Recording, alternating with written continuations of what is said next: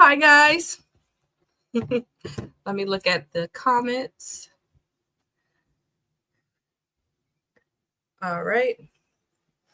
And I'm just waiting for everybody to get into the room. And we are on time. I love being prompt and punctual. So, oops, I'm dropping stuff already. And if you guys don't mind, please like and share the live. This is my first live doing the book club. So I'm super excited. Oh my goodness. Hi, Delilah. How are you?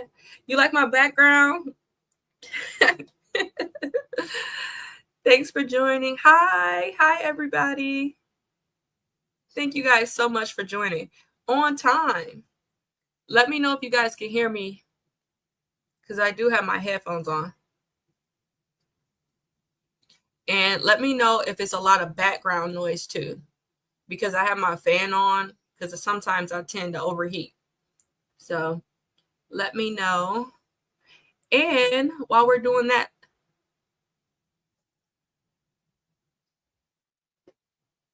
you know,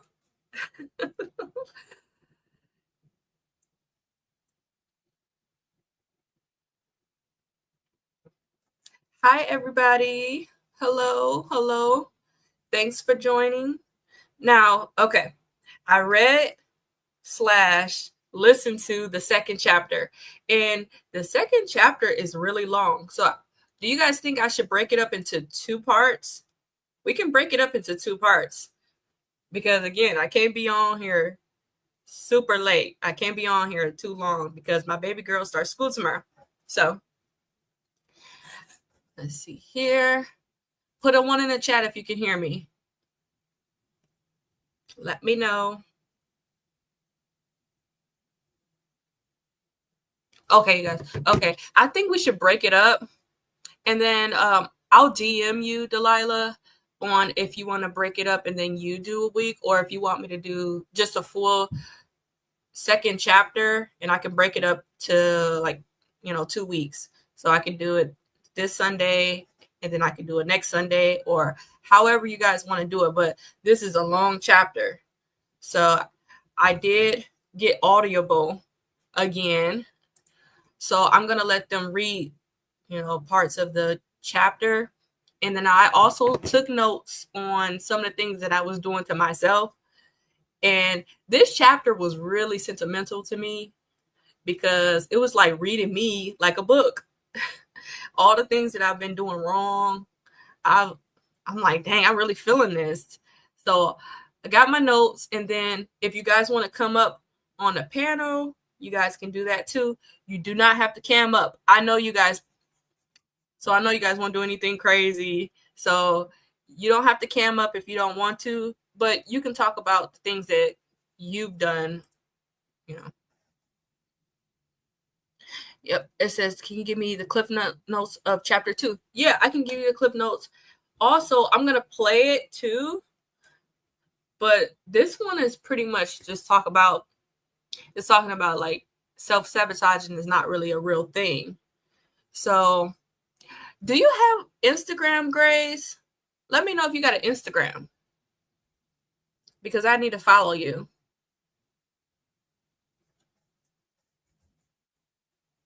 Let me see. And let me go through the comments really quick. See, hate being late. I used to make the excuse like, oh man, I could be a little late. I don't like doing that anymore. I like to be on time, because I don't like to waste other people's time. So if I said I'm gonna be here at a certain time, I feel bad when I'm late. So I hate being late too. Hello. Next background, a mountain. I should probably do that. That's a good idea. Hey, Grace. Yes, Mama, love the solar image. Okay. To you. All right. Do we got some more people? All right.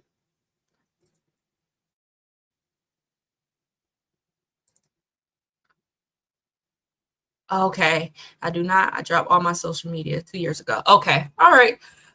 Because I was actually going to send it to you. I was going to send you the clip notes. So whatever. It's okay. We can do it another way. Maybe I could email you some stuff too. So that might be a better option. But I'm going to have Audible read the first, few minutes.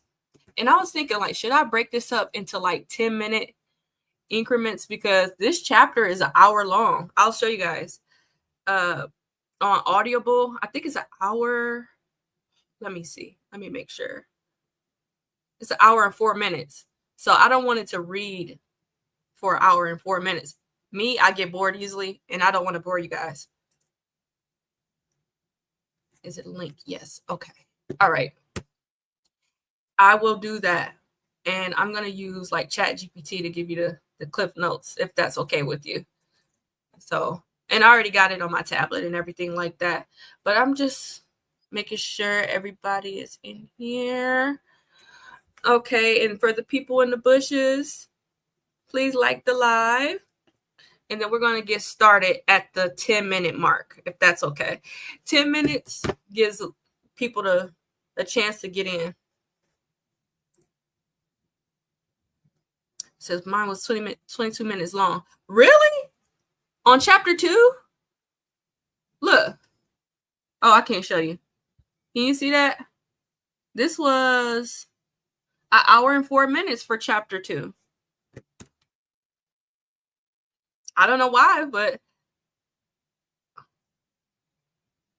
in Audible, which is weird about this, it's I don't know why it shows chapter 3, but it's actually chapter 2 because I was reading along in my book.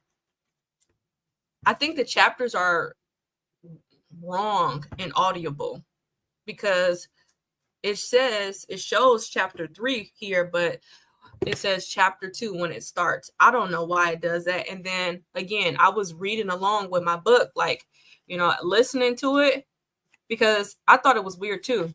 And chapter 2 was about like over 40 pages. So it was an hour. I don't know why. I don't know why it says chapter 3. Oh, my background covering it. Sorry guys. I'm in my daughter's room, so I'll DM you, okay? And I'll show you that it's like it shows like chapter 3, but it's actually chapter 2.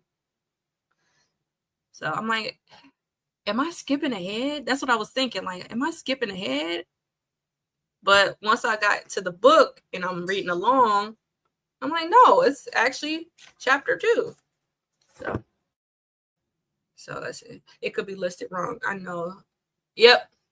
I think that it is. Okay.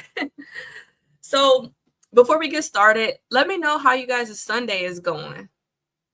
I want to hear all about it. Are you guys preparing for next week, or how are you guys preparing for next week? Because this chapter made me want to not procrastinate anymore, which I've been doing for a long time. It makes me want to be more intentional about all the things I've been doing wrong. So let me know what I got planned for next week.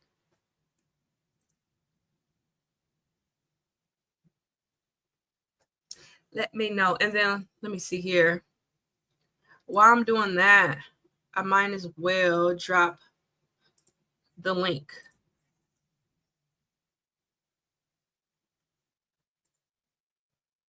Copy. So I'm going to drop the link. If you guys want to join, it's fine. So let's see here. I'm making breakfast and filming. Okay. I got to film today too. It's a great chapter, but I feel like the whole book makes me feel away. It does. It really does. So where are we at? Are we at the 10-minute mark? We got 20 more seconds and then I'll get started because again, I don't want to keep you guys too long. So I'm going to break it up into 2 sections and then that way I won't have you guys here all day. And I don't want to bore you. So let's get started. on chapter 2, and I'll be starting and stopping because like I want to go over my notes and the stuff that I've been doing wrong, and then I want to give you guys a chance to talk too. So yeah, it's gonna be really laid back. Okay. Gray says it is a work week. It's a what week? It's a Shark Week. Oh, is it Shark Week? Is that what you're saying? Shark Week? Okay. I don't know. All right, let's go ahead and get started. So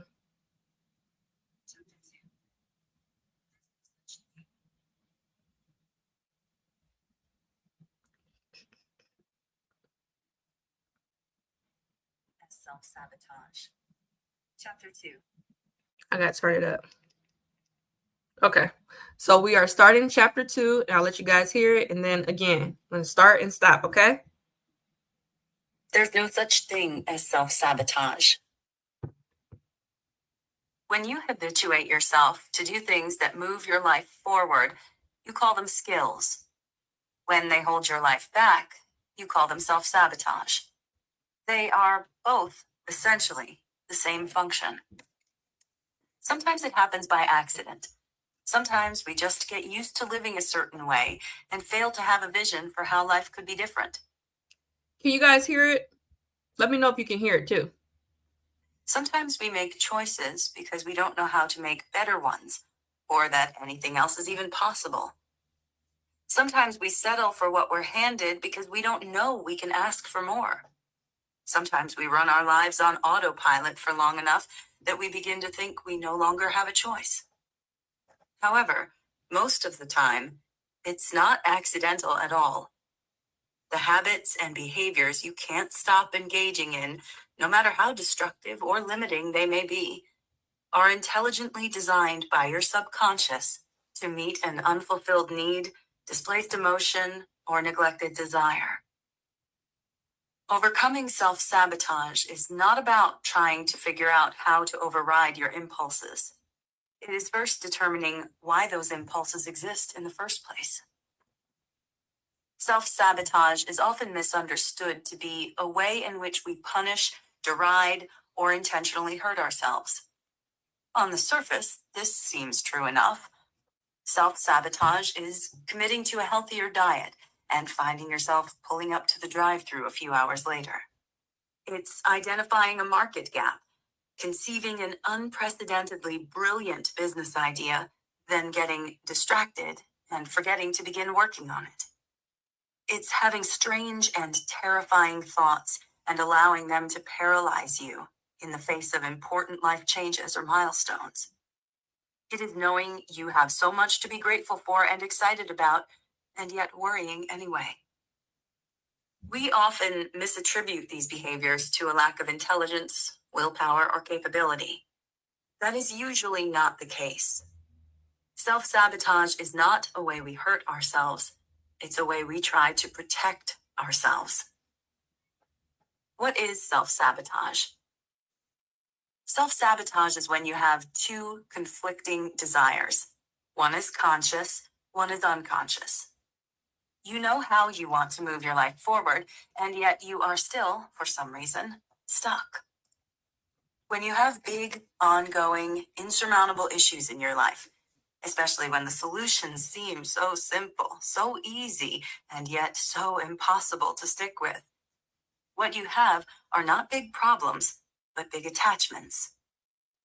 People are pretty incredible in the fact that they basically do whatever they want to do. This is true of everything in human life.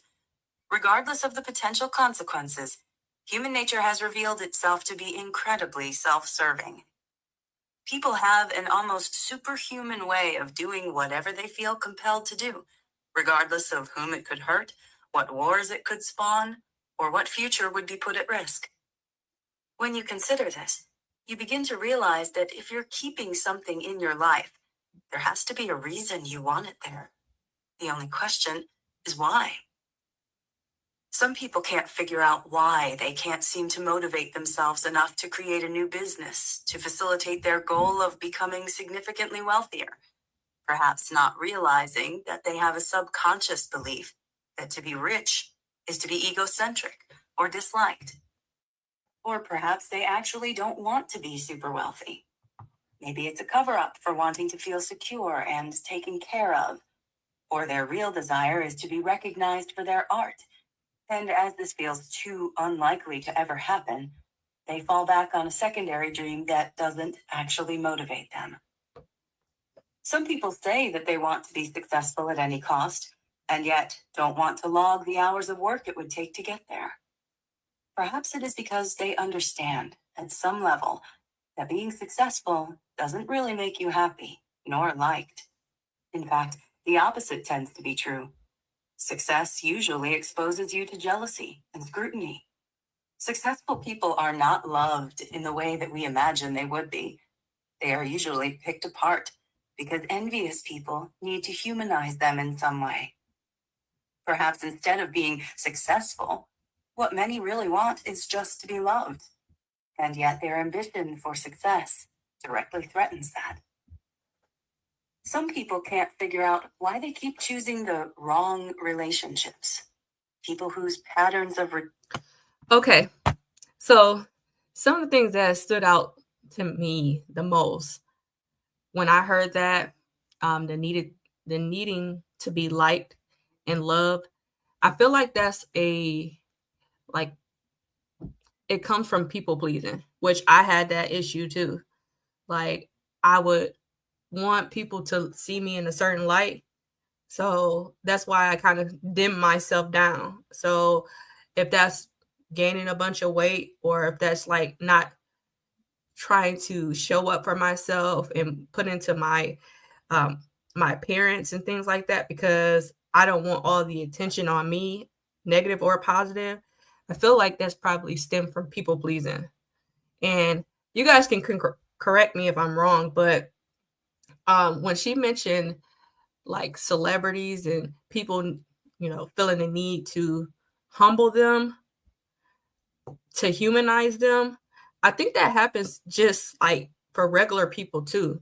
It happens when you're family because a lot of families tend to pick you apart. So if you change your hairstyle, some families pick you apart if they don't like it. If you change the way that you eat, I know a lot of families, like when you start losing weight, and I did a video on this too, but when you start losing weight and you start showing up for yourself, I heard this personally. Don't lose no more weight. You're going to get too skinny. You're going to do this. You're going to do this. If I was still a people pleaser, I would be like, oh man, maybe I shouldn't, lose that much weight. Or maybe I should kind of like lower myself down because I think that I might be better. That's the other thing too. Like we'll get into that, but that people pleasing part of me is dying slowly. And I'm going to play it again, but I just wanted to just touch on that really quick. And you guys tell me what you think about it. Again, I did put the link in the chat if you guys want to come up. You don't have to cam up for the people that's in the chat. I already know you guys. You don't have to go on camera, but it's totally fine with me. So let me start it again. Rejection, abuse, or refusal to commit seem to be consistent. Perhaps they don't realize that they are actually recreating the relationship dynamics they experienced when they were young, because they associate love with loss or abandonment.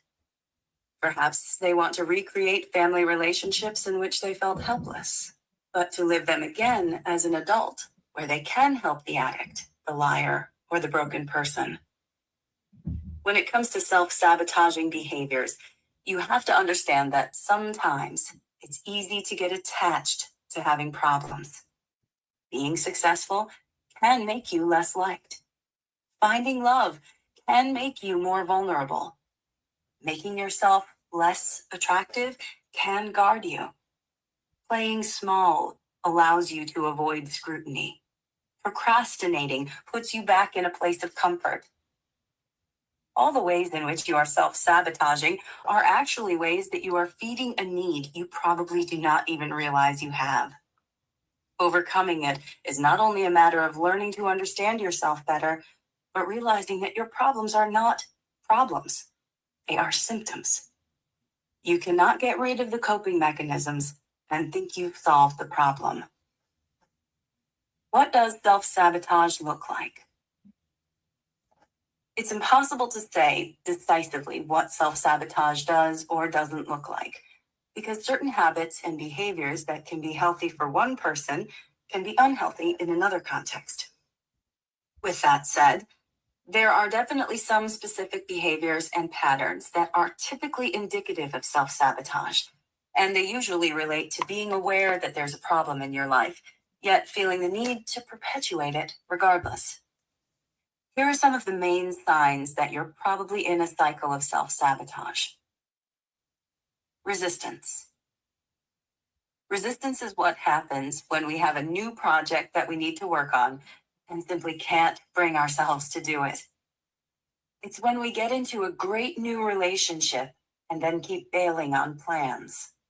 It's when we get an amazing idea for our business and then feel tension and anger when it comes time to sit down and actually get to work. We often feel resistance in the face of what's going right in our lives, not what's going wrong. When we have a problem to solve, resistance is usually nowhere to be found. But when we have something to enjoy, create, or build, we are tapping into a part of ourselves that is trying to thrive instead of just survive, and the unfamiliarity can be daunting. How to resolve this? Resistance is your way of slowing down and making sure that it's safe to get attached to something new and important. In other cases, it can also be a warning sign that something isn't quite right, and you might need to step back and regroup. Resistance is not the same thing as procrastination or indifference, and shouldn't be treated as such.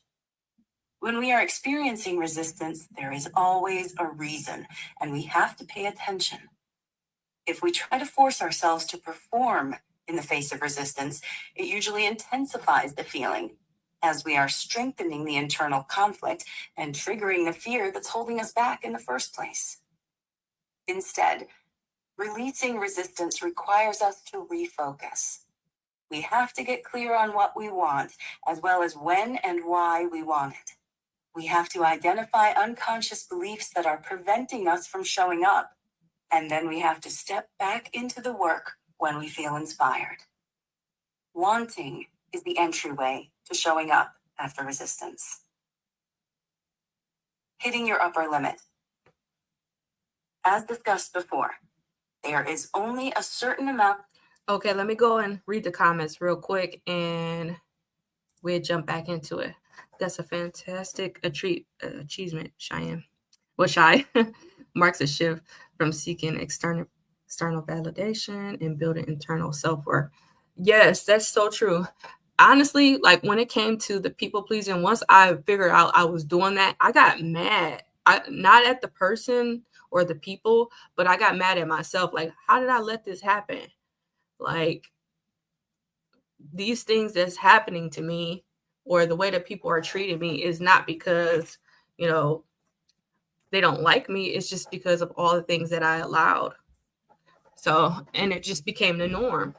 So I got myself out of that space and I noticed that it was a shift in dynamics. So the dynamic with certain people is not the same anymore. And they may think that I'm acting funny. I'm not acting funny. I'm just not doing the things that you want me to do anymore. And it's okay. And I'm saying no more. And actually, like, it feels really good to say no, because no is a complete sentence. I don't have to explain why. Like, if someone asks me, can I do certain things for them? I just say, no, I can't. And I don't feel like I got to give them, a reason anymore. And that's not me being mean, but I tell this to people all the time. I can't give you what I don't have. So, and I used to do that. I used to used to be empty. My cup was empty and I was pouring it into everybody else's. And then I was just drained. And I felt like, it wasn't reciprocated. The things that I was doing for other people wasn't given back to me. And that's where the anger comes in at. So yeah. Let me go through this. I agree, Shy. I know for me, I didn't want to be seen. I intentionally made myself undesirable, and then I could move in peace from the fear of the unwanted attention. Yes. And that's not really like talked about enough too, because, you think about this, like, I don't want, for me, I'm a Leo, you guys. I don't know if you guys are into astrology, but a lot of people say that Leos we want all the attention, and, that's not true. Honestly, I hate when all the attention is on me. I absolutely hate it. And sometimes people get drawn to you just because, you're nice and things like that. But for me, I get awkward. So if it's too much attention on me, I'm like, I get really shy. I get nervous. I get anxious. And I just kind of want to remove myself from the situation. Let me see here. Grace, did you want to say you're all caught up now on the longest chapter? Like 2 seconds. Chat GPT works overtime sometimes. Yeah, it does. And that's how I was able to get my notes so fast. I actually pretty much, what did I do? I voiced everything that I was thinking into Chat GPT, and they just broke it down into like sections. So I'm like, oh my goodness, I don't have to write down my notes with my chicken scratch of handwriting. I got it precise, and it's right in my face. There when you need it. Exactly. You'll think your family and friends should be the ones in the world that want the best for us. They want us to live in peace and health, yet tend to be the biggest haters out there. Oh my God. Oh my goodness. And I noticed this too when there's like a family full of women. So if you have a family full of women, oh my goodness, you are the strongest soldiers, because we tend to, pick each other apart. Things that we're doing wrong, things that we should be doing better, but not looking within. I see that happens all the time. Hello, Michelle. Thanks for dropping by. They might find destructive, but even if there's good intentions as human, it's still hurtful. Yes, that is so true. She said, they're saying hi, Michelle. Hi, S. Brown. Thanks for joining. Yeah, they don't like you taking your power back. Yep, that's so true. And it's like when they see you shifting, they're grasping at straws to get you back into your place. And that's where I become even more rebellious, because I'm like, this is really familiar for me. And I'm seeing the circumstance, and you want me to go back into this box that I once wasn't. So I really go on a deep end. And sometimes I overreact when I'm feeling like that person or people may be doing or treating me the way that they once did. I can relate, Shy. Hi, S. Brown.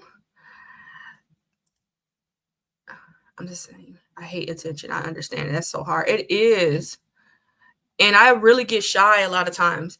Y'all don't even know that this is kind of difficult for me to do this. I was nervous. I'm like, did I bite more than I can chew with doing a book club? So, and that kind of brings me to like my self-sabotaging behaviors. I will say something like I want to do, and I have these grandiose ideas. And I started, I get all the way up to the finish line, and then I stop. I don't know why I do that to myself.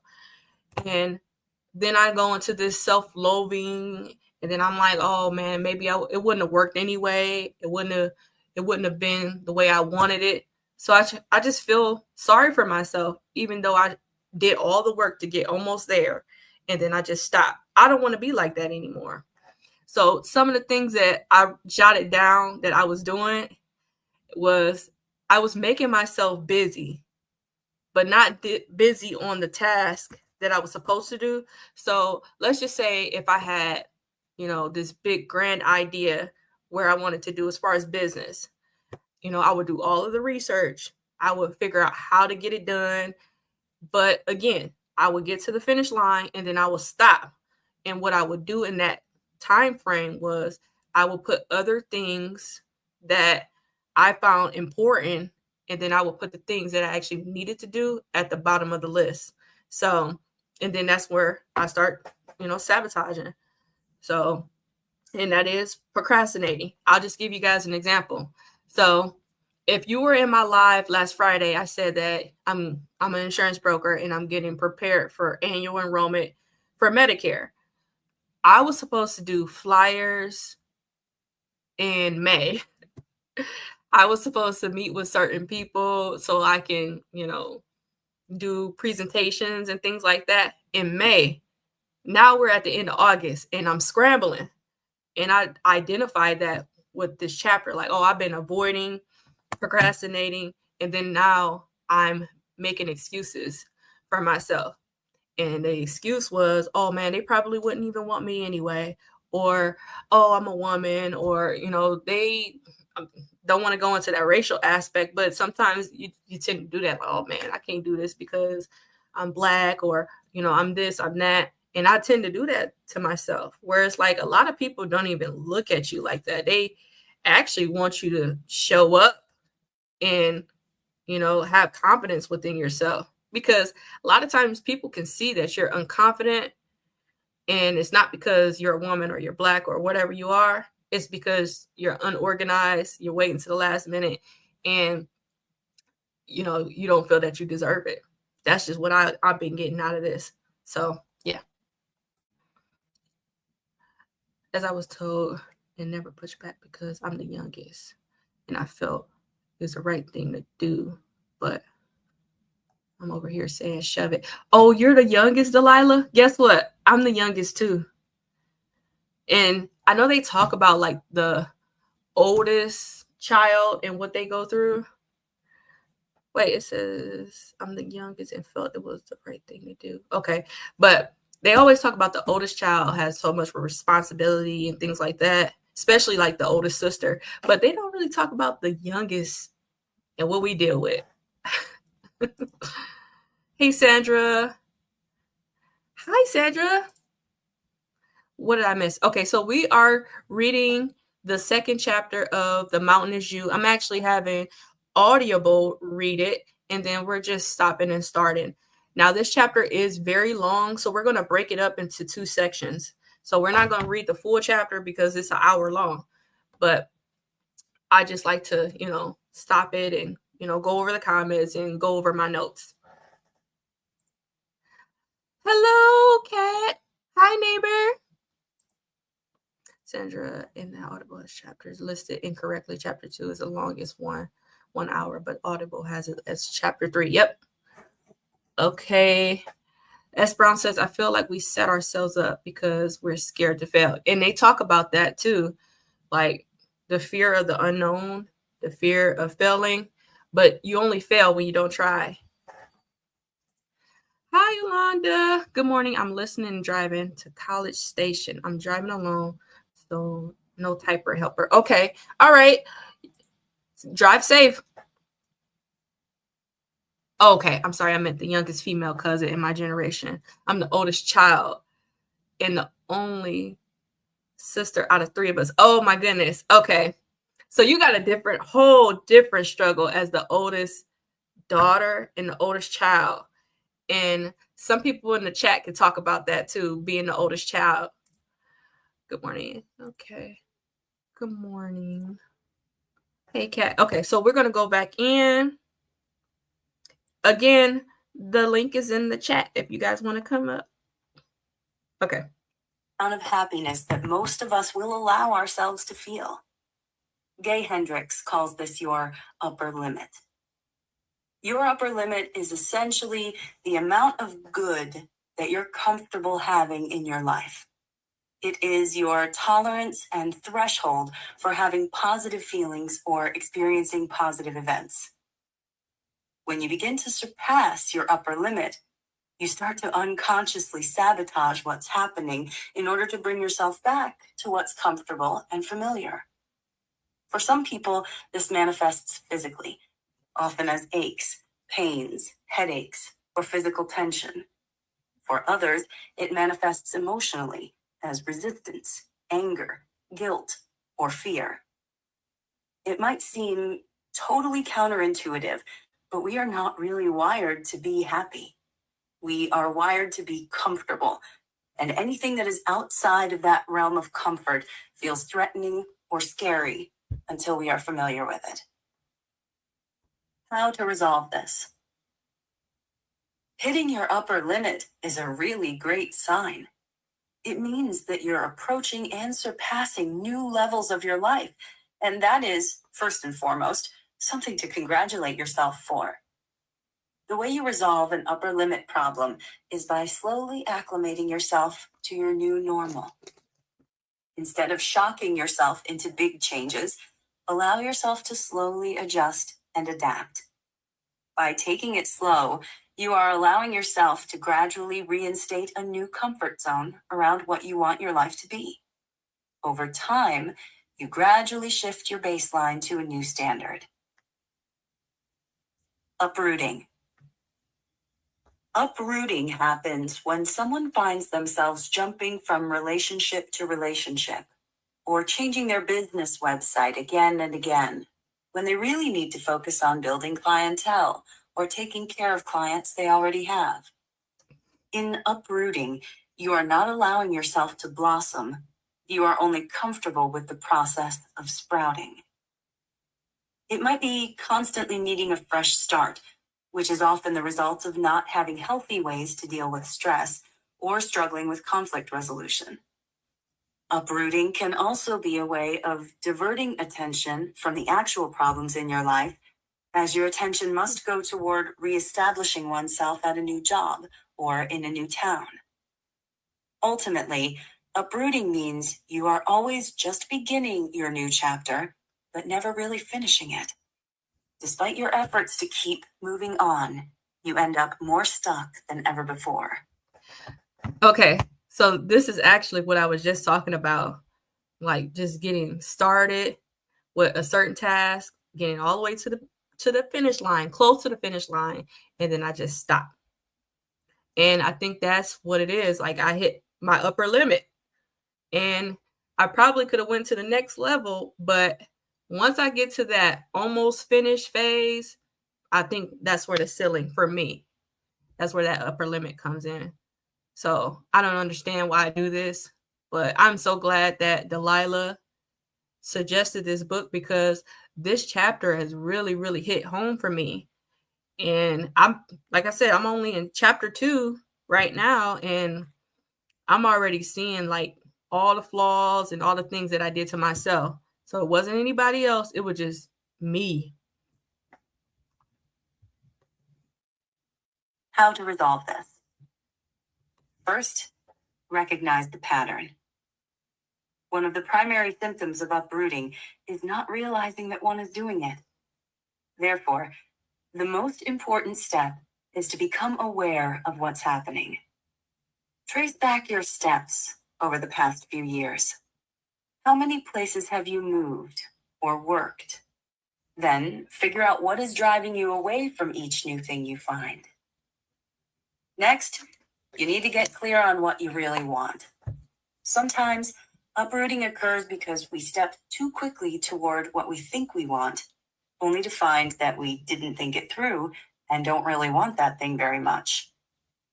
Clarity is key because you're thinking long-term now. What would it look like to choose one place to live, then build connections there? What would it look like to work at the same place and move up in your position or build your business? Remember that healing from an uprooting pattern is not about settling for something you don't want, nor is it about staying in an unsafe or unhealthy situation because you don't want to move again. It's about getting clear and determined on what's the right path for you, and then making a plan for how you can thrive, not just survive. When the moment comes that you would typically flee, confront the discomfort and stay where you are. Figure out why you are uncomfortable getting attached to one thing or another, and determine what a healthy attachment would look like for you. Perfectionism. When we expect that our work must be perfect the first time we do it, we end up getting into a cycle of perfectionism. Perfectionism isn't actually wanting everything to be right. It's not a good thing. In fact, it is a hindering thing because it sets us up for unrealistic expectations about what we are capable of or what the outcomes of our lives could be. Perfectionism holds us back from showing up and trying or really doing the important work of our lives. This happens because when we are afraid of failing or feeling vulnerable or not being as good as we want others to think we are, we end up avoiding the work that is required to actually become that good. We sabotage ourselves because it is the willingness to show up and simply do it again and again and again that ultimately brings us to a place of mastery. How to resolve this? Don't worry about doing it well. Just do it. Don't worry about writing a bestseller. Just write. Don't worry about making a Grammy-winning hit. Just make music. Don't worry about failing. Just keep showing up and trying. At first, all that matters is that you do what you really want to do. From there, you can learn from your mistakes and over time, get to the place where you really want to be. The truth is that we actually do not accomplish great feats when we are anxious about whether or not what we do will indeed be something impressive and world-changing. We accomplish these sorts of things when we simply show up and allow ourselves to create something meaningful and important to us. Instead of perfection, focus on progress. Instead of having something done perfectly, focus on just getting it done. From there, you can edit, build, grow, and develop it to exactly what your vision is. But if you don't get started, you'll never arrive. What y'all think about that? Whew, that's deep. That is another thing that I dealt with. Like, everything has to be perfectly aligned. As far as like in business, I can say for myself, I'm like, okay, I got to have everything perfectly done. I'm supposed to have all of the knowledge and all of the resources available to people. But what I found is being in my profession, what works best is if I say, you know what, I don't know right now, but I'll get the answer for you. But I used to be like, oh, I'm, kind of shoot from the hip and I'll be wrong. And then, now they lost trust into me because I'm shooting from the hip. They understand. They see that I'm BSing. They see like, you really don't know. So I learned to say, I don't know, but I'll get that answer for you. And that's partly why I'm able to, have people support me professionally for, years to come. So you guys let me know what you think about that section. And I'm going to go ahead and go over some of these comments because I don't want to miss anything. And I'm really far up. Let me see here. It says, my mom is one of 12 siblings, 9 sisters, and they all have at least 3 kids. Oh my goodness. Wow, we got like similar stories. and they have at least 2 each. We are predominantly female family. There's over 100 of us.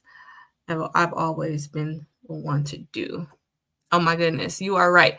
Now, I haven't been the one that always been super helpful because I have a limit. I am a former people pleaser, but I have a limit to where I'll let people use me. So I'll let them get away with a bunch of stuff, piecing me apart, asking me for stuff. And then I get to a point where I'm like, okay, I'm throwing my hands up. no more.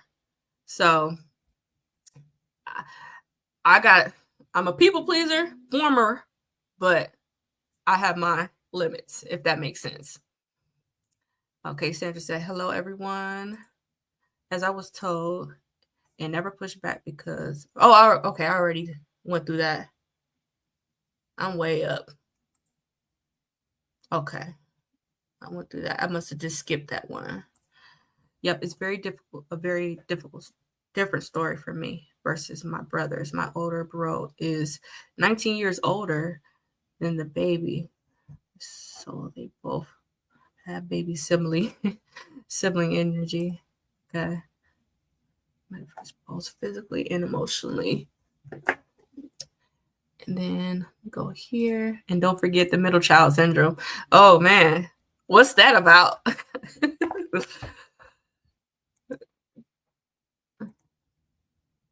Okay, yeah, middle siblings. It seemed like we all got like certain issues, like whether if you're the oldest child, the middle child, and the youngest. For me, I'm the youngest. I feel like I'm misunderstood a lot. I feel like, and I'm gonna be honest, I feel like it's like, oh, that's just Cheyenne. She don't know what she's talking about. But I feel like I'm misunderstood so much. Okay. But since I didn't grow up with my middle sibling, I'm not sure how it manifests in children. Yes. I can't wait to finish this book too.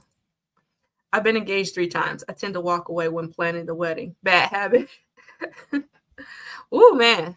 That's the most stressful time too, just so you know. So I understand. Getting overlooked and neglected, identity crisis, and always in competition with the older and younger sibling, just to name a few. Ooh, I didn't think about that. Alonda, wait, all to Chris or different people. I'm terrified of that commitment, hence why I'm single at 43. It's some people think that like being in a committed relationship or a marriage is like, scary, but I'll say I'm going on my 4th year anniversary in September. We've been married. We got married in 2021, but we've been together since 2024. No, 2014. Excuse me, guys. We've been together since 2014. Got married in 2021.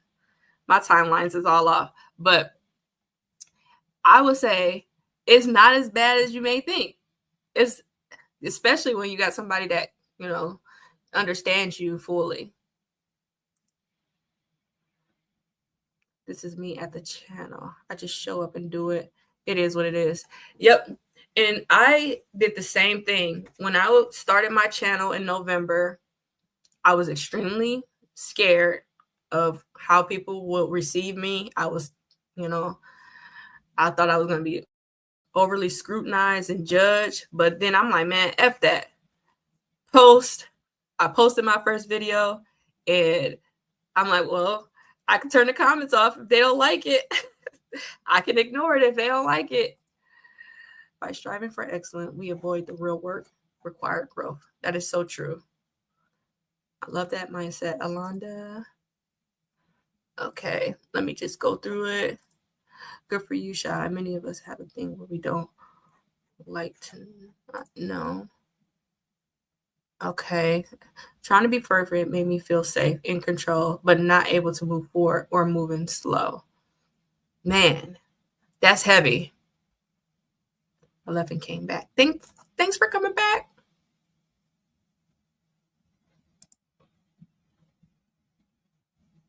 I've always been one to help. Yes, until I had people stop asking, no matter what it looked. No, wow. It's not. S. Brown, I agree. It's a type of control. That's a great takeaway. Real discovery today. We understand why we are a mess. Yes. When I was listening to this, I'm like, man, I really need therapy. I need to sit on somebody's couch because, like, why am I like this? Like, why do I do this to myself? It doesn't make sense.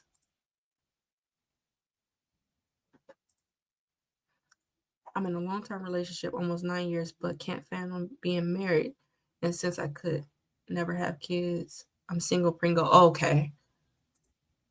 Regarding commitment relationship, definitely grass is not greener on the other side, but it requires work and effort. Oh yeah.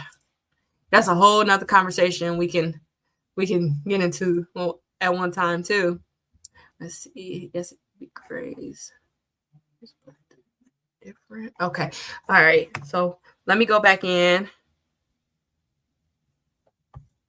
Limited emotional processing skills.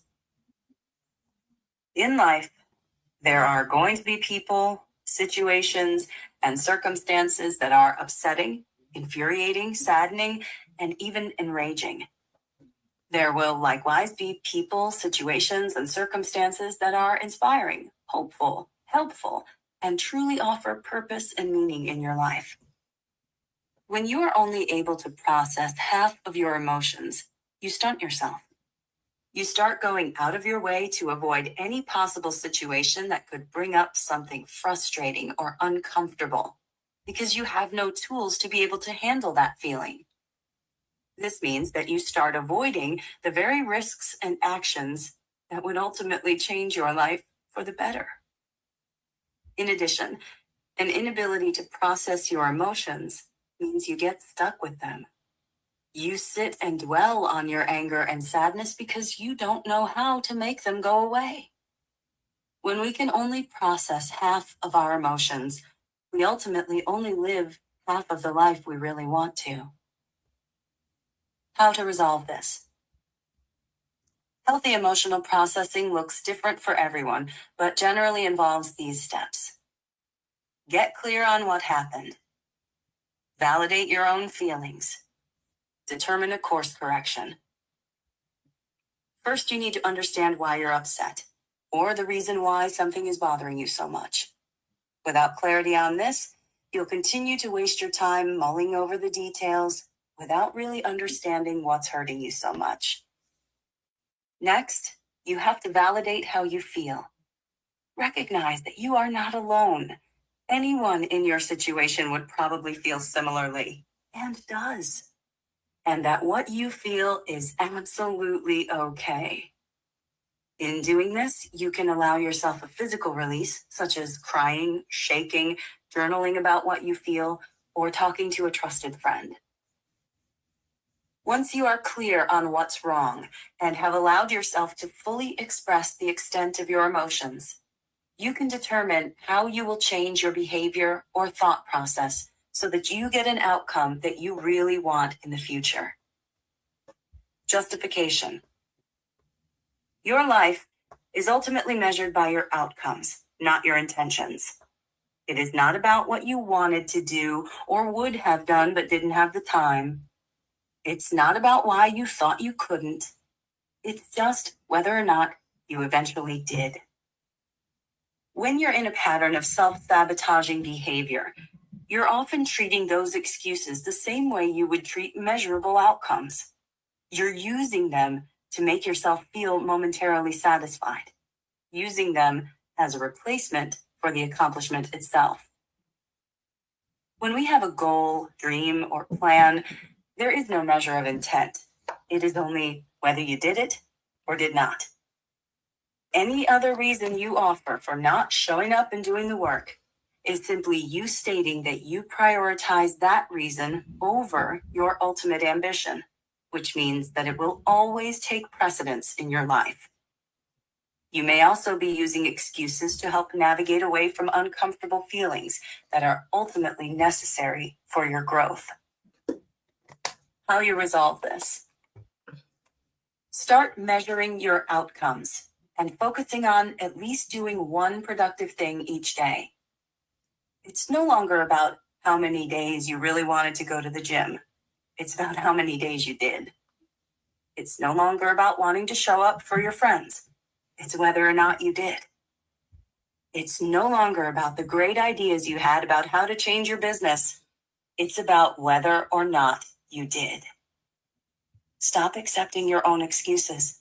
Stop being complacent with your own justifications. Start quantifying your days by how many healthy, positive things you accomplished, and you will see how quickly you begin to make progress. Disorganization. By leaving our lives and spaces in disarray, we are not just mindlessly forgetting to take care of our surroundings. We are often actually creating distractions and chaos that serve an unconscious purpose. A clean, organized space, both for work and for living, is essential to thriving. This means a tidy home, clothes that are easy to reach and put together each morning, a clean kitchen, and an organized desk. Paperwork should be filed in one space. Your bedroom should be calming, and everything should have a home that it can return to at the end of the day. Without cleanliness, we create fewer opportunities for ourselves. Nothing positive nor beautiful flows from chaos. Deep down, we know this. Often, when we are self-sabotaging through disorganization, it is because when we are very clean or organized, we get an uneasy feeling. That uneasy feeling is what we are trying to avoid, because it is the recognition that now that everything is in order, we must get to work on doing what we need to do or who we want to become. Okay. You guys remember when I said like I would avoid certain things that I need to do and just like prioritize other things that could have waited or probably could have done earlier in the day. That what she just said was so important to me because like when I'm sitting down and all of my tasks are done and I'm supposed to do, let's just say I'm supposed to do like a business plan or something. I don't have anything that, avoid. How can I say this? Excuse me if I'm like all over the place. It's my ADHD. But what I'm trying to get at is if I clean my house, did everything, and then I'm sitting down and I have to do what I said I was going to do, I'm faced with myself. And that's where that fear starts to manifest and anxiety. So that what she just said kind of like hit home. It's like a gut punch, like, oh my god, look in the mirror, Cheyenne. Here you are. Let me see here. Oh, you didn't hear what she said? Do you want me to rewind it?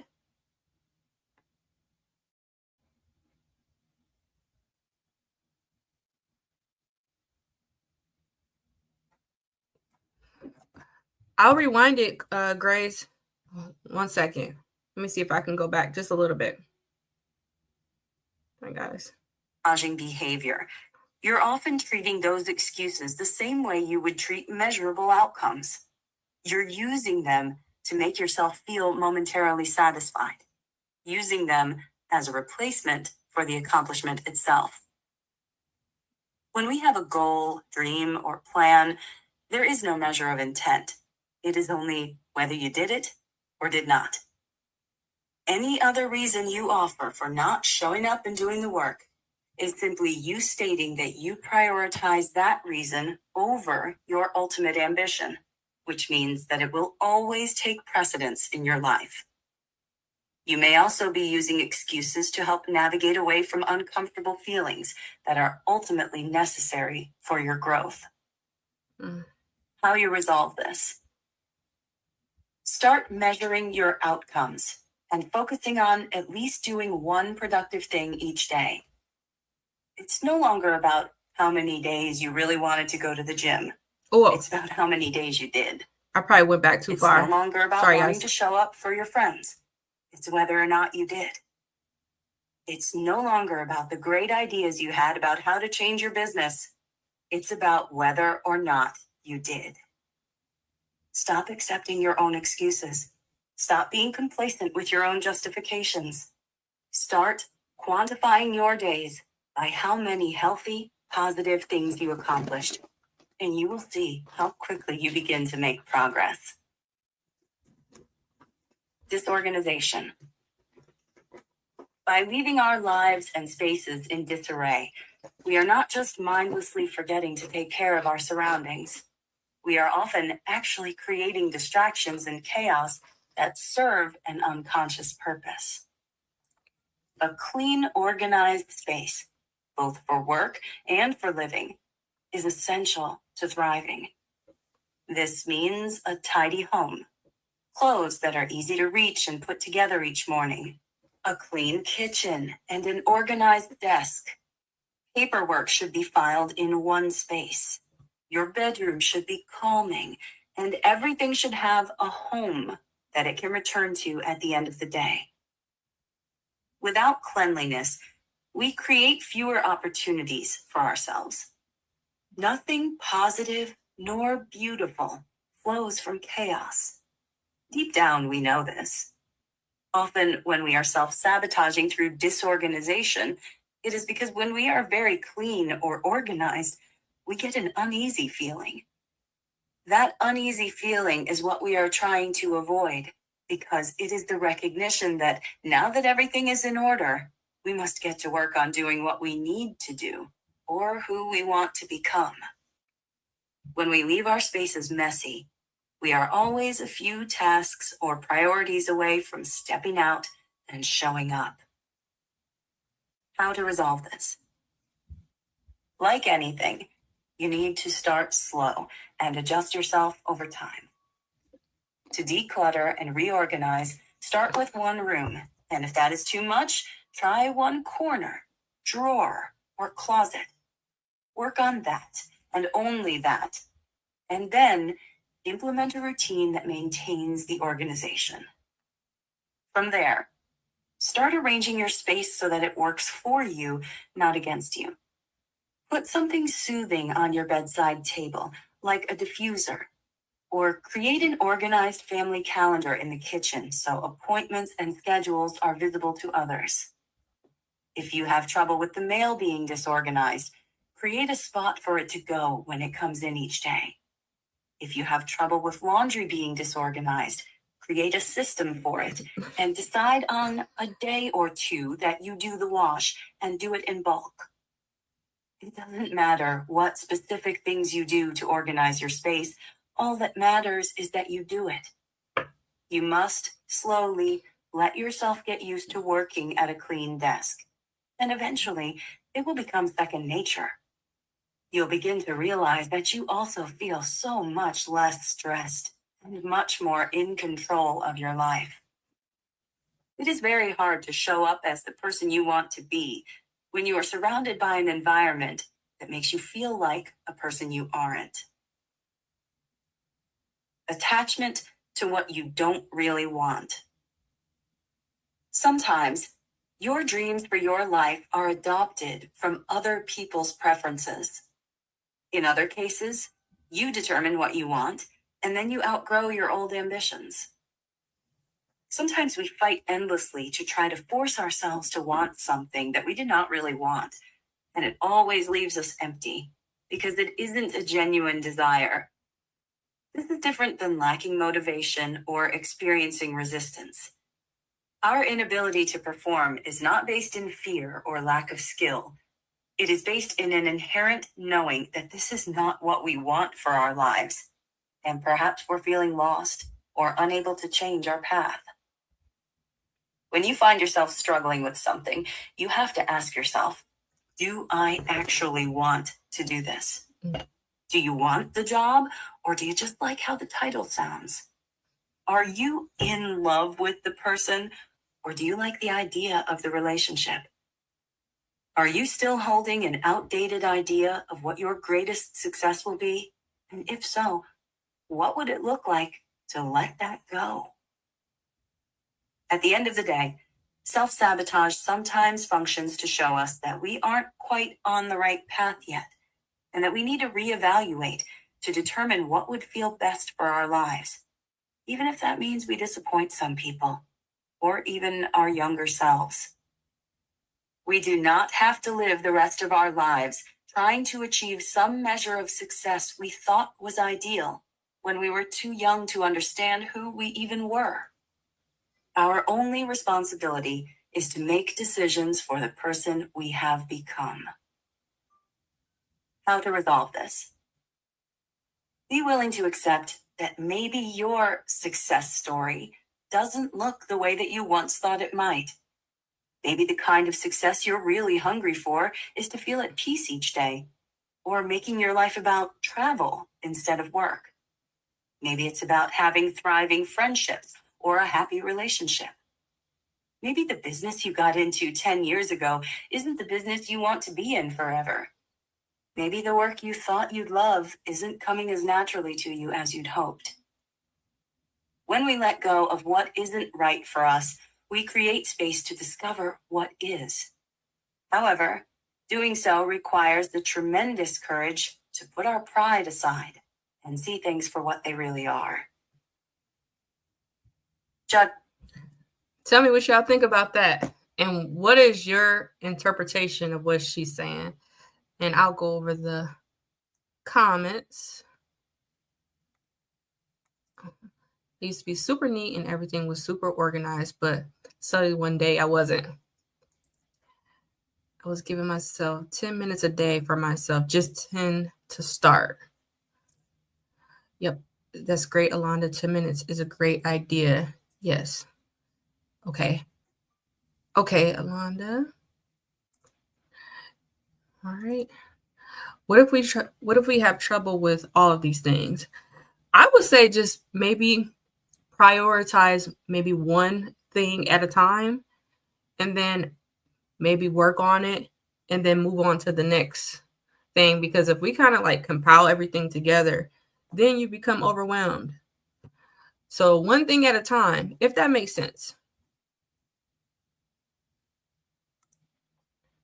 That's just like what I think. Now, I don't have it all together.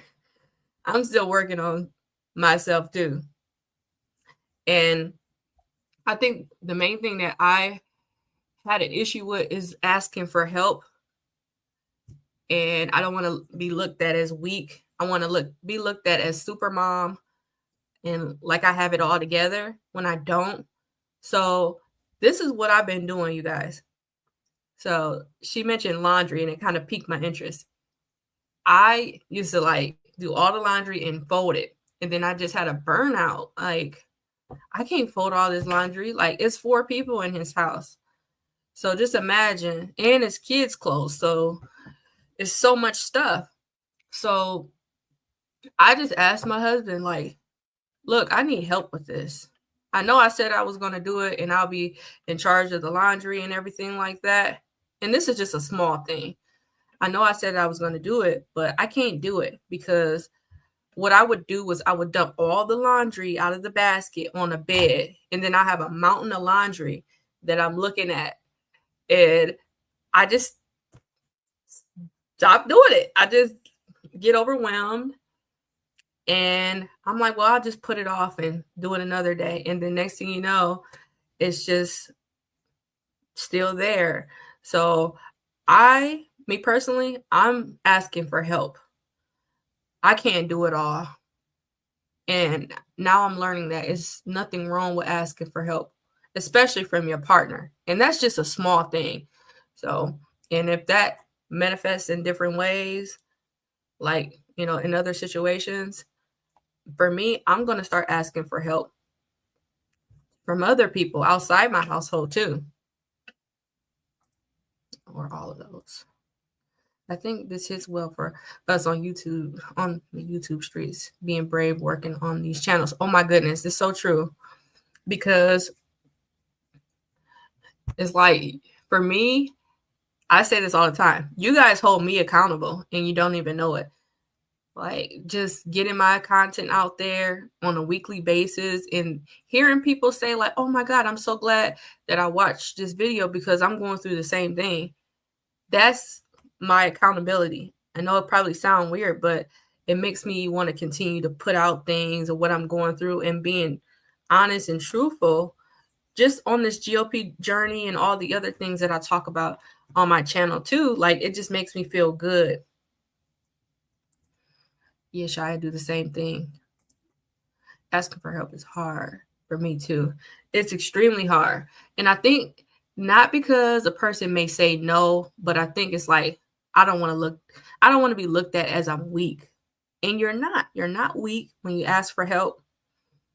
And And I'm so glad I'm just starting to understand that better for myself, because I'm not Superwoman and I don't want to be Superwoman. Because if you're Superwoman and you're trying to play super mom and super wife or whatever your situation may be, that's when you experience burnout, which I have. Man, I can tell you guys stories how much I've been burnt out, like just doing, day-to-day things. Oh, and hi, Felicia, by the way. Thanks for joining. So I'm going to play it. And I'm going to stop at the 32-minute mark because I just want to go through like half of this and then we can do the other half later. So let me go ahead and play it. Judging others. We all know that gossiping or judging other people's lives and choices is not a healthy or positive way to connect with other people. However, it does far more damage than we realize, as it sets up barriers to our own success. If we feel bad about not being as successful as another person, we might try to find something negative about them to make ourselves feel better. If we do that every time we come across a person who is more successful than we are, we begin to associate that level of success with being disliked. When it comes time for action to move our lives forward, we're going to resist doing it because becoming more successful will create a breach in our self-concept. In other cases, you might have heard people you grew up around villainizing others who had money. They might have said things like, "Oh, rich people are the worst." Maybe they chalked all wealthy people up to be morally corrupt. This sweeping characterization sealed itself in your subconscious, and now you find yourself sabotaging your own attempts to become financially healthy because you associate it with guilt and being disliked. When we set up judgments for others, they become rules that we have to play by too. By judging others for what we don't have or because we envy them, we sabotage our own lives far more than we ever really hurt anybody else. How to resolve this? Many people say that you have to love yourself first before you can love others. But really, if you learn to love others, you will learn to love yourself. Practice non-judgment through non-assumption. Instead of reaching a conclusion about a person based on the limited information you have about them, consider that you're not seeing the whole picture and don't know the whole story.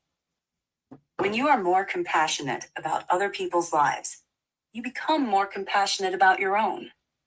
When you see someone who has something you want, congratulate them, even if it feels hard at first. It will extend back and open you up to receiving it as well. Pride. Pride is often involved in many of our worst decisions. Sometimes we know a relationship is wrong, but the shame of leaving seems worse than staying. Sometimes we start a business and we realize we don't really like it very much, or refuse to accept that we need to change or ask for help. In these cases, our pride is getting in the way. We are making decisions based on how we imagine people view our lives, not how they actually are.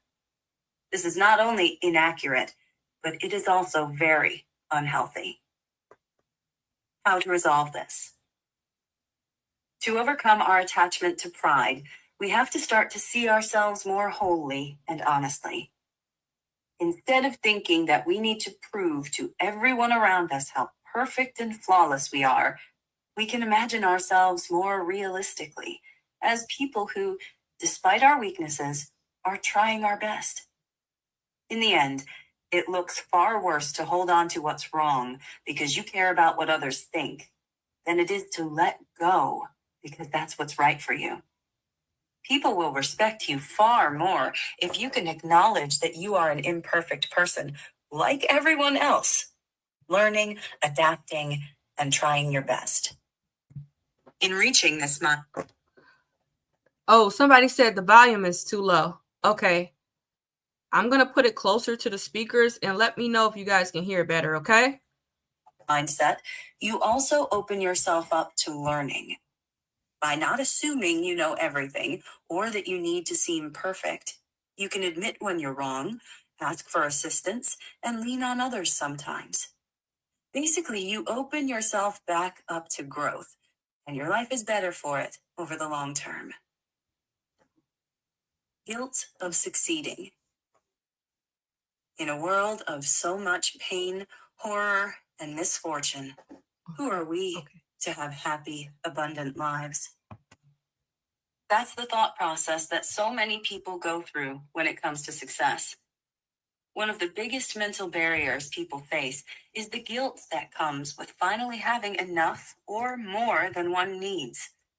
This can come from many different sources, but it ultimately boils down to feeling as though you don't deserve to have success. This feeling also often comes up when we start to earn more money or have nicer things. Often, people will sabotage their higher incomes with reckless discretionary spending or by being less vigilant about their clientele or workload. I want to pause it really quick because I had a thought that come to my mind. And before she moves on to the next topic, I just wrote this down in ChatGPT. And I like to get my thoughts more like concise so I can read it to you guys. And I put I can change my mind if things aren't good for me. And it says new awareness. I can change my mind if something is no longer good for me. Choosing differently isn't failure, it's growth. Letting go of what doesn't serve me creates space for things that will move me forward. And I'm like, dang, I was just thinking that. Why did I say that? But I just wanted to put that out there because I don't have to be stuck in a situation or, whatever that may be, just because my pride is involved. So letting myself know that I can change my mind when I want to. Oops, sorry, drop something. But I can change my mind when I want to if the situation is not good for me and whatever that may be. And I had that problem where I'm like, I got to stick it out because I've already invested so much time or money or effort into any situation. I just have to learn that you can cut your losses and move forward, and it helps you even better. It was this meme that I seen where it says holding on to things hurts you more. And in the meme, they were holding on to a rope. But the other part of it is like when you start letting go, you start to see relief. Your hand isn't hurting anymore. You're not causing any damage to yourself anymore. And I just thought about that. So let me go over the comments because I'm going to let it finish out. It might be at the 34-minute mark because we're already at 32 minutes. So I'm going to let them finish this part out and then I'm going to, see what you guys think and then I'll end the live. So let me read the comments. Michelle says she was talking about something else. Oh, okay. I thought you couldn't hear it. Okay. No, you're fine. All right. Yes, that's why I don't like to tell people when I achieve something or I have a savings because I feel like it's bragging or it's something bad. Yeah, and I try not to indulge a lot of information to a lot of people because I used to feel like when I told people about the successes in my life, if they didn't respond in a way where I thought that, I thought that they would be happy for me, it makes me feel bad about myself. And I don't know why. And maybe that's jealousy or, envy or whatever it may be. But I would be like, well, I'm not going to tell them stuff about me anymore because it seemed like they don't care. So. Yeah, Shy, that's what I'm learning too. It's okay to change our goals. It's okay to change our thoughts and opinions. Yep. And I've been changing my goals. Like since I've been on my weight loss journey, I've been changing my goals. And partly is because I've been achieving those, and I've been trying to extend it and, make better goals for myself too. But y'all see my videos, I change my mind so much. I say, look, I'm working out 6 days a week or 7 days a week. Now I'm working out 5. Now I'm doing this, now I'm doing that. And that's because I changed my mind. That's because I'm trying to do something different. My hubby won't let me do discretionary spending. Hindsight, no self-sabotaging there. Yep. Hello. Hi, Justin. You were on our live last Friday. Thanks for dropping by. All right. Even as an old person who's stuck in their ways, I still try regularly to grow and learn and develop my thoughts and opinions. Yes. Can I come up on the panel? Okay. I still gotta vet you.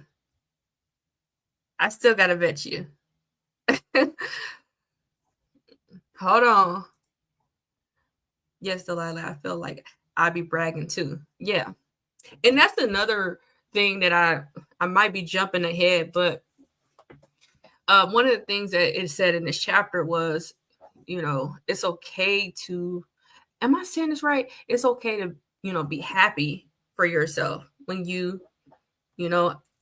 and when you find happiness or joy into something, but you just got to find your tribe. So you got to find the people that actually are genuinely happy for you. And I might be off a little bit, but that's my interpretation for certain things. Okay. I tell my son just all the time, it's okay to pivot and do something different. Yes.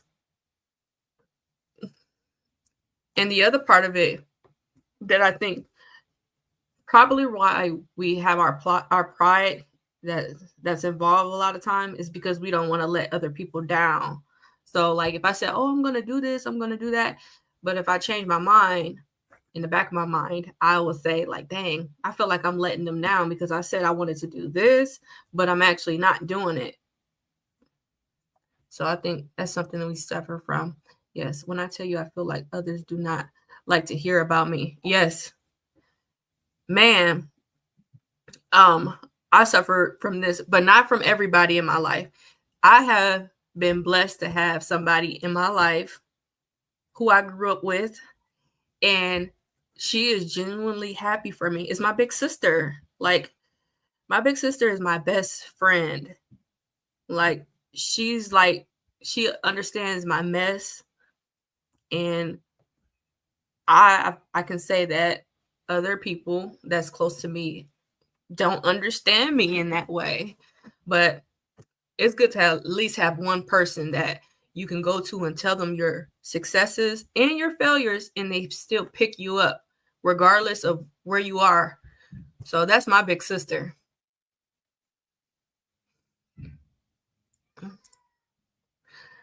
Do you really believe they'd be happy for you? I feel like they'll just hate like they always have in the past. No one in my family even knows I'm losing weight. Man, that's a deep feeling too, because I'm on the GLP-1, as you guys may know, I experienced people telling me like, don't lose no more weight, don't do this. And then I was thinking like, maybe I shouldn't have told them that I was losing weight and I was on this weight loss journey. But then the other thing is like, you know what? I'm pushing that aside because I'm going to do what I want to do. I have free will. I can do whatever. I can't say whatever, but I can do whatever I want to do. Nobody's going to stop me. And I can just block them or block them out my mind.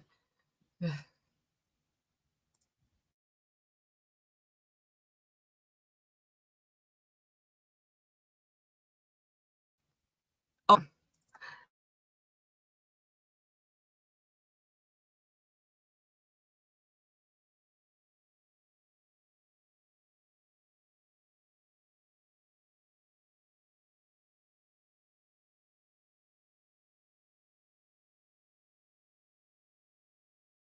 bring it to the channel and that's it. Yep. And I do the same. To be honest, you guys, Like, I didn't even want everybody to know I had a YouTube channel. Like, that I know personally. I'm like, I don't want them to know I got a YouTube channel because now they're going to be in my business. I don't want them to know that side of me. That's not for them. I want you to look at me how you've been looking at me for the last however long I've known you. So I'm experiencing the same thing. All right. Hi, Alonda. And you guys, S. Brown is my sister that I was just mentioning. She just put it in the chat. So I'm like, well, maybe I can tell you guys. S. Brown is my oldest sister. And she came and joined today. That's my boo. Yep. Yes, Delilah, it's so much easier to tell everyone what's going on with me, but not my family. And Shy, my big sister, is my best friend too. But even if she doesn't know that, oh, she doesn't know you got a YouTube channel? What? But you know what? Maybe this is your other outlet outside of your sister. So it's okay. Good connections. When you're down, they lift you up. And when you're up, they lift you higher. Exactly. Exactly. Like, S. Brown, yep, she is my sister. That's my older sister, my oldest sister. That's my boo. Let me know if I'm still freezing, okay? Yep. They still don't know. I learned they don't need to know, especially since they aren't my target audience. Yes. So why share it to them? I mean, yeah, that's true.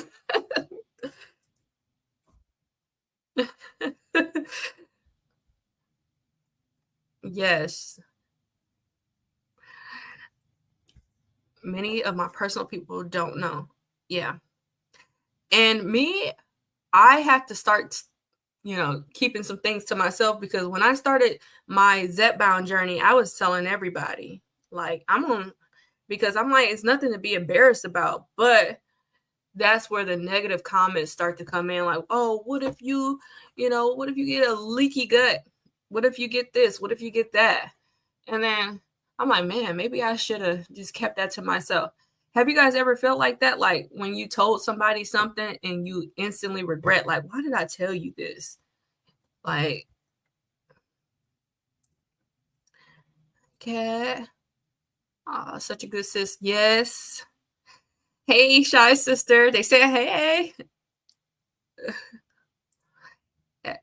Yep. So she called me Anna, but other people call me Shy. My name is Cheyenne, so she called me Anna. So if you guys are confused by that, by her calling me Anna, it's just another nickname. And she said, everybody, thank you. Thank you. Okay, so let me finish it out again because I don't want to keep you guys all day, And then if you guys are just joining, this is the first 36 minutes. You can also go back and watch the replay. Excuse me. But I'm going to work it out with Delilah and how she want to do it moving forward because this chapter is very long. So we're breaking it up into 2 sections. So let me go ahead and. Because they're not quite comfortable having more than the basic necessities. And so they put themselves back into a comfortable feeling of lack. When it comes to success, guilt is an unfortunately common emotion, especially for good-hearted people who want to do the right thing and live authentic lives. How to resolve this? Please realize that most extremely successful people have no guilt whatsoever. In fact, this feeling usually only comes up when you're stepping between not having enough and finally having enough. What you have to realize is that money and success are tools. They buy you back time and offer you the opportunity to help, employ, influence, and change the lives of others. Instead of looking at your success as a status differentiator, which will always make you feel bad and uncomfortable, see it instead as a tool with which you can do important and positive things in the world and your own life. Fear of failing. How often do we not even attempt something because we are afraid to look bad or fail immediately. The fear of failing is often something that holds people back from putting in the work they would need to become truly great at something, but it can also take another, more insidious form. Once we have established something new in our lives, this fear can come up as a constant, irrational worry that we're missing something, that our partner is being unfaithful, or that we're one misstep away from losing it all. These catastrophic thoughts happen when we want to shield ourselves from potential loss. They only come up when we finally have something we care enough about and really want to keep. How to resolve this? There is a difference between failing because you are trying something new and daring, and failing because you are not showing up, doing the work, or being responsible for your actions.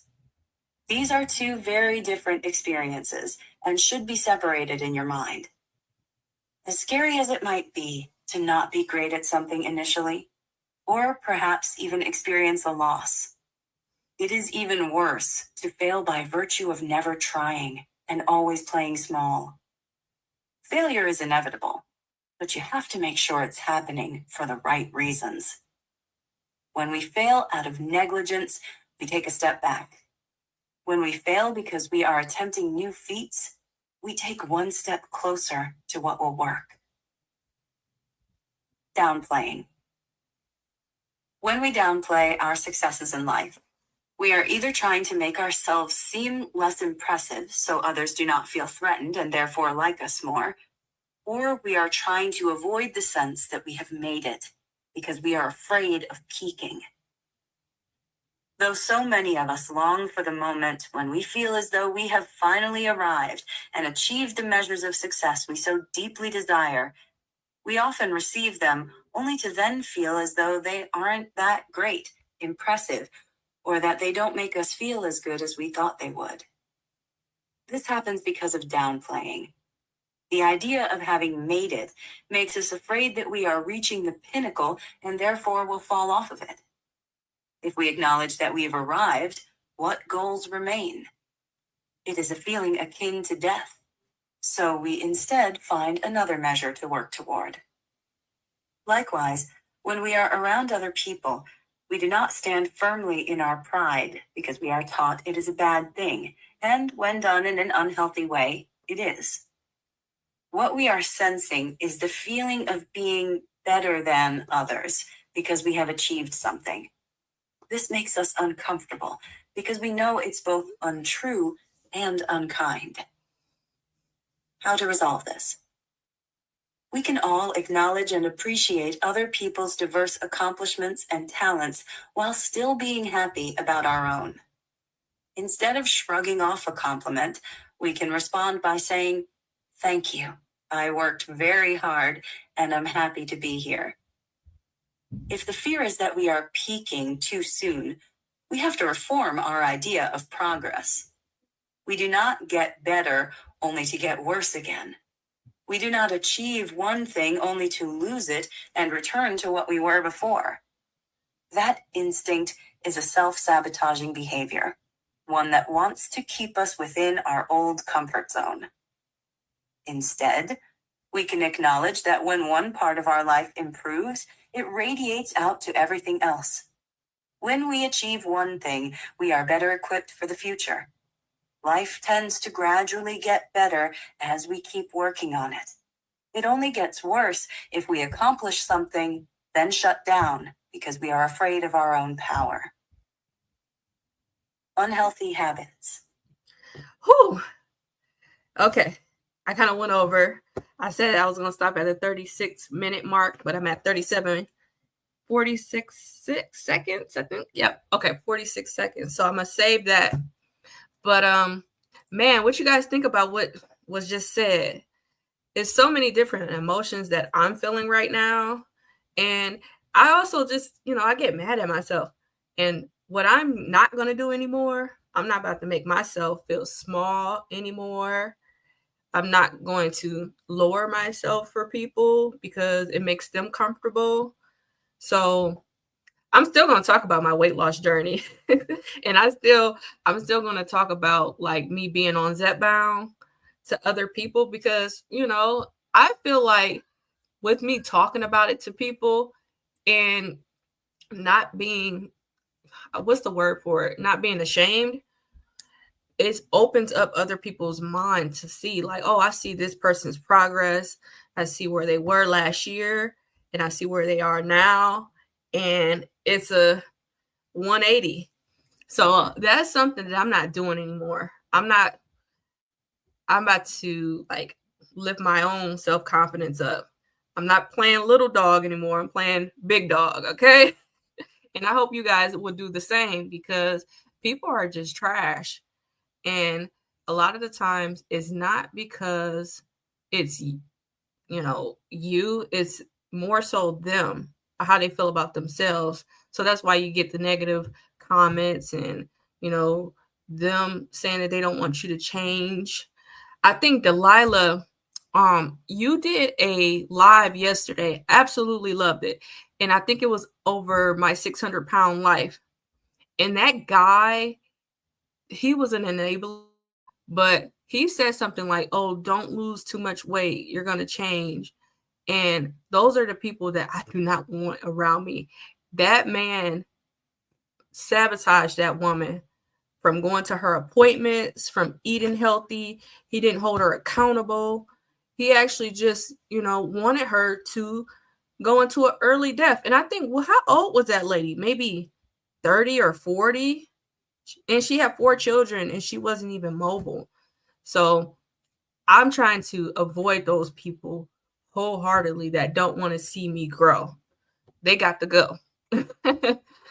Let me go through the comments real quick and then we're going to end it because I said I wanted to be here about an hour to an hour and a half, and we are a little bit over an hour and a half. So let me go here really quick. And again, thank everybody for coming. Okay, Londa said, I just recently had it come back in me. My first negative questionable reaction. Okay, what did Gray say? Shar, are you on any kind of journey? Okay. And she said yes. Howdy, Shar. I want a sister. I always wanted a sister. You two are very lucky. Yes, we are very blessed. And man, that is my road dog. I'm trying to say more now, good or bad stuff. I just want to hold it in. And sometimes when you hold it in, you are really causing stress on yourself and your body. Do tell Alonda if you're comfortable, unless it's an upcoming video. Yeah. How dare they, Alonda? That's exciting, Shar. Sending you positive vibes on your journey. Yes, positive vibes for S. Brown. A family member stated that the DEXA scan issue is because the medication eating at the muscle. I was so pissed that I exited the conversation. Oh man, I gotta watch your video on that so I can get context of what happened. I just decided to ignore people long ago. I say thanks for the engagement and move on. Yes. I'm an ex-people pleaser on a journey to find who I am. It's just misinformation on their part, Alonda. I'm sorry they don't fully understand. Yep. That's awesome, Shard. This book is so helpful for that. Yes, it is. Oh, those catastrophic thoughts are all too familiar. Thank you, Gray. Alonda, straight up ignorance. We know and we support you. That is amazing, Shar. And I hope you do find you because the world deserves to know you without feeling like you have to earn people knowing you, if that makes sense. Yes, I could be happy for you and me at the same time for different or the same things. Exactly. There's room for all of us in this space. Proud of all of you beautiful strangers. Exactly. Oh my God. I watched so many of you guys' videos and I'm so inspired. Y'all just don't know. Y'all inspire me to keep going because there's things that I feel like I'm crazy or I'm experiencing. and I can't talk to other people that's not on the medication or that's not on the same journey as me about it, because they just wouldn't understand. But you guys, when you guys say it, it's so validating. Okay, Felicia, yes, that makes sense. And I receive all positive vibes from you all. Yes. And we are proud of you too, Grace. We have to get there. I talk about it on my channel, but not outside the space. Yes, people are trash. They are mean. Sorry for the noise in the back. If you guys hear my children, I apologize. Fear of failure is why I never shared my Zepbound journey, but I know now that fear is just holding me back. Exactly. I'm so proud of you, amiga, that you're doing it, and you're doing it well. I didn't mention him in the video because he and his fiance watch. Okay. Uh-oh. I've always needed to put off the image that my life is perfect. Hold on, guys. Let me mute it. Sorry.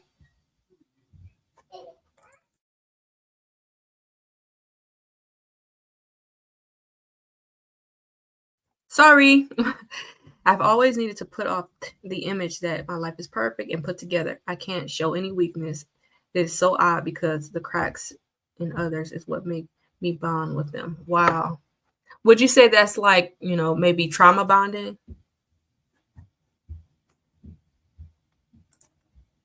Let me know. Family being nosy. Only 5 family members know about the channel from out my mouth.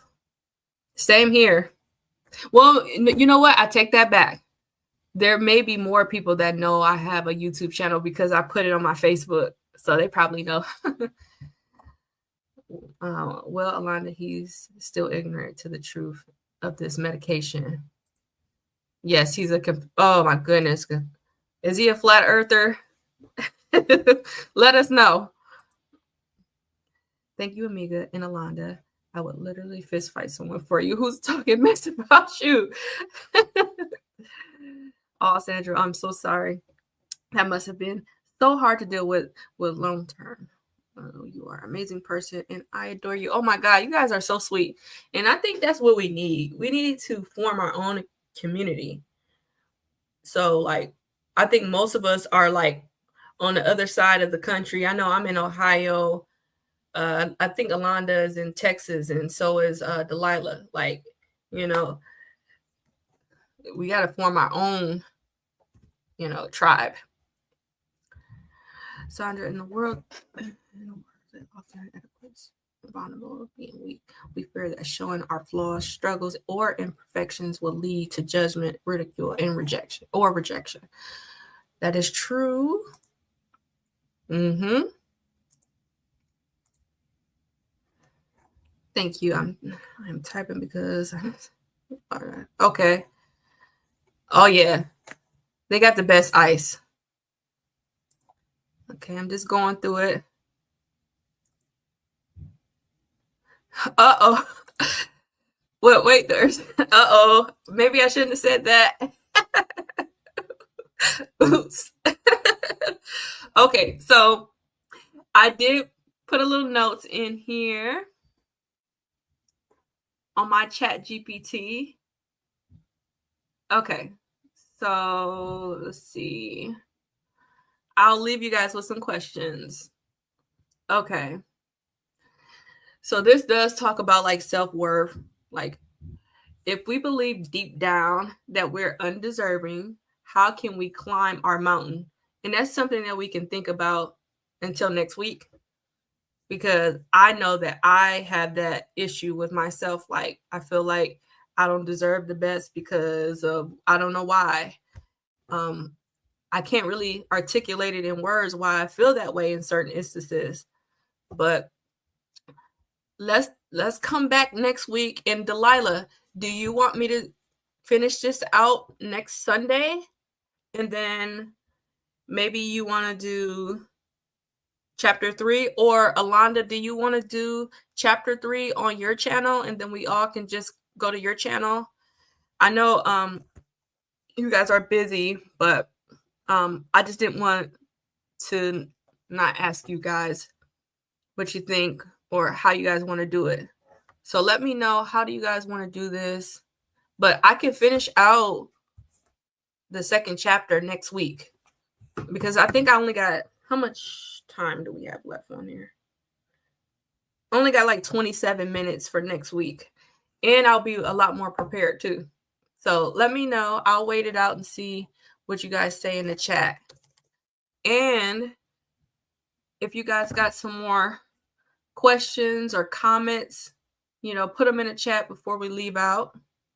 But I do think that half of this chapter has been really, really, eye-opening for me. All the things that I've been doing wrong, and I shouldn't have been putting myself in these predicaments where I could have been so much further. I was just telling Chris this, like, man, I could have been so much further if I just had my head on straight.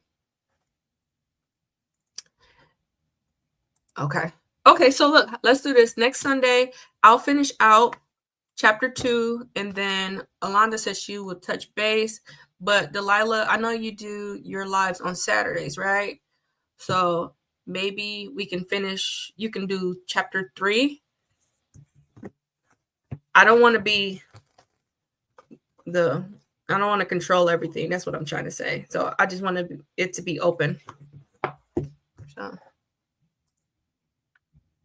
I'm so happy I caught your live, Shy.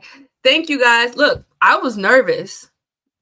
I was really nervous. I was thinking, like, how am I going to do this? Like, self-sabotage. There it is. Like, but I got through it. And I want to say this too. Some of the things, I feel like I've been working on this for a while.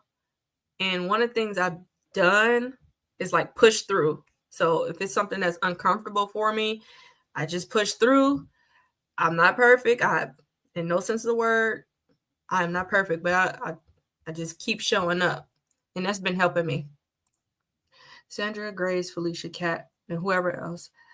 How do you guys feel this will work?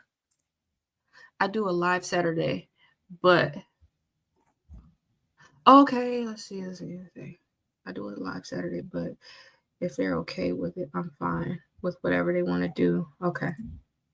Really did well. Very nice. Oh my goodness. Thank you.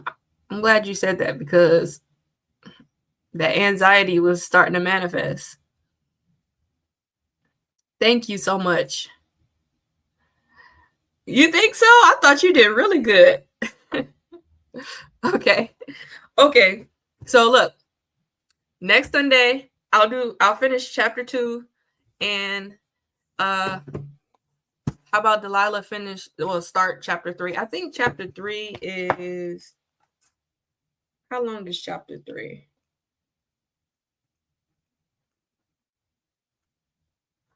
Chapter 3 is about 30 pages. But if you guys are doing Audible, that might be like maybe 30 minutes or so, or 20. Okay. All right. Thank you guys so much. Y'all are so sweet. We can have Shine finish. Okay. All right. It's a date.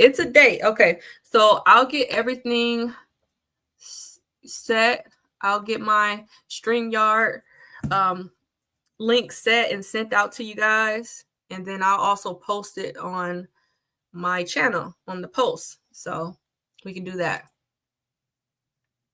Don't let the self-sabotage win, Shy. Oh my goodness. Right. And I'll leave you guys with this. Similar to what Grace said, don't let self-sabotage win, and push through, because it's uncomfortable. I am very uncomfortable right now, but I'm going to push through, and it's over, Okay. Shar said, nice to meet everyone. I'll be back next week as well. And maybe she'll come up on the panel. Maybe she'll come up. Nah, I'm not going to put that pressure on her. Okay, Shy, next week you'll finish chapter 2. I'll do a regular chit chat on Saturday, and I'll be there Saturday too. Not to mix up, For those who are reading it on their own. Exactly. Okay, perfect. They said, lovely to meet you, Shar. Thank you. Okay. All right. Bye, guys. Enjoy your Sunday. I got to go tend to these kids and this man. And I got to fold clothes. I got to finish folding these clothes that I've been pushing off. But he's helping. So I think I'll get it done faster. Thank you, guys. See you next week. And one other announcement. My Friday night live shows may be coming to a slow halt for fourth quarter, but I'll try to jump on as much as I can, even if it's like a 10, 15 minute, hey, how y'all doing? How's the Friday night live? Well, how's your Friday night going? I'll probably do that, but towards the end of the year, I get really, really busy, and then I still got to put out content on the channel. So I'm trying to work that out. And then I'm working on my second channel, which is all insurance. So if you guys haven't seen that, I'll put it out. I'll put the link out so you guys can follow that channel, please. And bye, guys. Take care. And remember, be happy, be healthy, and don't worry about what nobody has to say about you. Because what you say about you is the only thing that matters. And be kind to yourself. Bye-bye.